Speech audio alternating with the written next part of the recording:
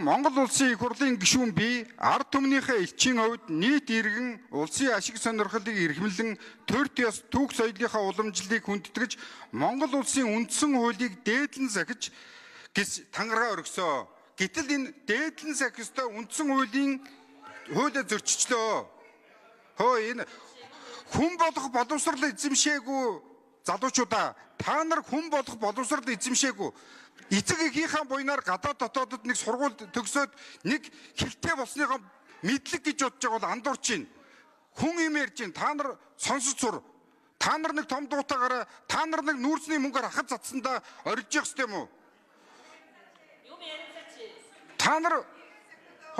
Та нар сая хэд хоног үндсэн хууль зөрчиж яхад яав. Энэ танхимд суучгаад Монголын ард түмний өмнө үндсэн хуулиа зөрчихгүй гэсэн гишүүдийг илдэвлэж яаж бузралж ив? Өнөөдөр та нарын үндсэн